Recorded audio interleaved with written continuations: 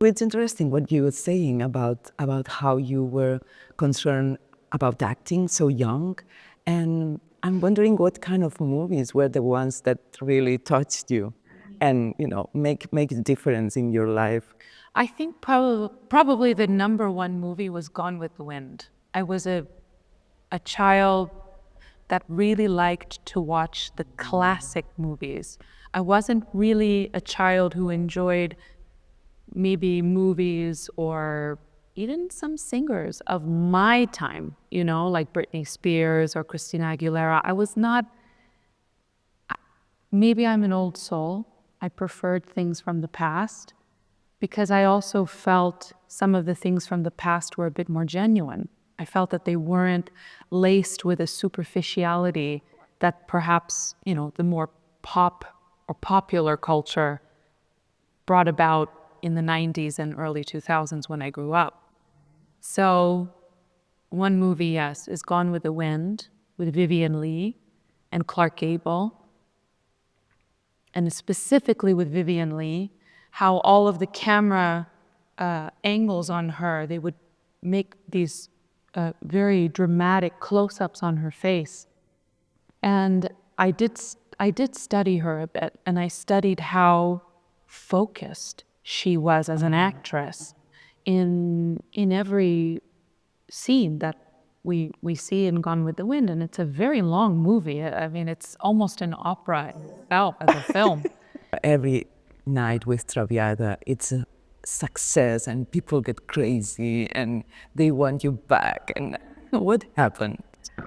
I, well, of course, I mean, I'm so grateful for that, very thankful for this type of reaction, but I'm more grateful and more thankful for it, I promise you, because my mission in life is to give something to the opera world that the opera world gave to me when I was 10 years old, because the opera world changed my life. It really changed my life. And I know that's maybe a cliche thing to say, but it really did. It made me escape from a lot of things in my childhood and from bullying as well. I was bullied a lot when I was a child. Why? Because I was this young kid who was interested in things that older people were interested in, that a lot of my classmates could not understand. And because of that fascination and maybe having an older soul in a way, I was made fun of because I was different. I was just a different child with different interests. And if it hadn't been for opera, I wouldn't be the woman I am now. And so when I'm on stage and I see this reaction from the audience, I see this sparkle that opera gave to me, and I know that reaction, I know that excitement. I'm just very humbled by it because I feel like I can do the same thing for other people that, Teresa Stratas, Jose Carreras, Maria Callas, Renata Scotto, these people did for me when I was so young. I'm wondering what roles do you want to achieve or you have ahead? Definitely the number one role would be Mimi from Bohème. Wow. Because my mom, I said that she introduced me to opera when I was 10, and she introduced me to opera through La Bohème. It was at the time a VHS tape, when VHS tapes were around, from our public library.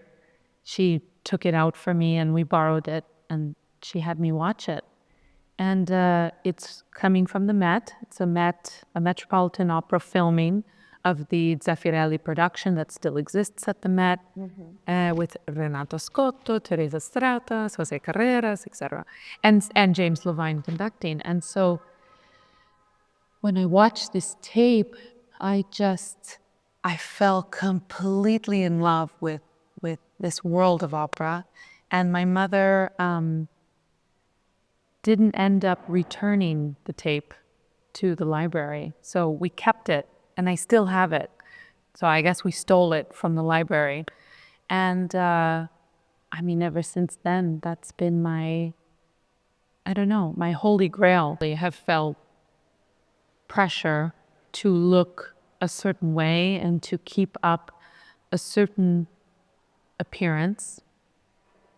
I'll be honest though, a lot of that pressure comes from myself. Pressure from me comes from, I would say, the influence of social media, 1,000,000,000%.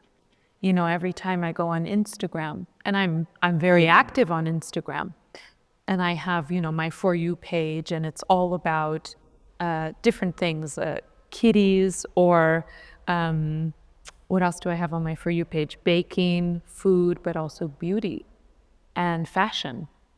So sometimes on my For You page, I see these women, and I see how old they are. You know, either they're in their mid-20s or they're also in their 30s, and they're getting, as you said, Botox or this procedure called Morpheus 8. I've been telling my boyfriend about this procedure for a while, and he's like, what?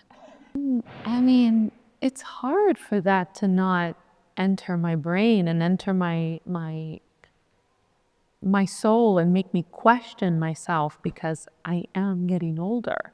And I wonder, okay, if I'm going to keep playing all of these young girls on stage, because I'm very much interested in film and things being very believable on stage.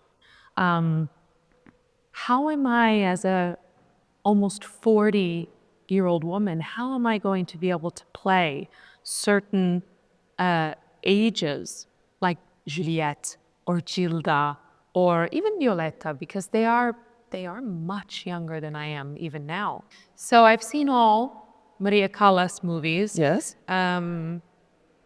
This one in particular with Angelina Jolie, I was able to attend a viewing of it in New York when I was there not that long ago, maybe 2 months ago or 2.5 months ago. And I met Angelina Jolie, and I watched her. And I have to say, it was I felt that it was very effective and very true. And it's hard to have a conversation. It's hard to be able to share one's opinion now without the other feeling destroyed or very much offended. And it wasn't like that when I was growing up. You know, in the 90s, early 2000s, it wasn't like that. We could still have a conversation. We could still disagree with each other and not cancel each other for having a difference in opinion. And I feel like this is the thing that we need the most. We need harmony between the two sides. But if I did meet him again, I would tell him, Donald, go to the opera. Go see some classical music a little bit, you know. Or I would have maybe a conversation with him about how arts education is so important and how it changed my life, and hopefully he would consider that.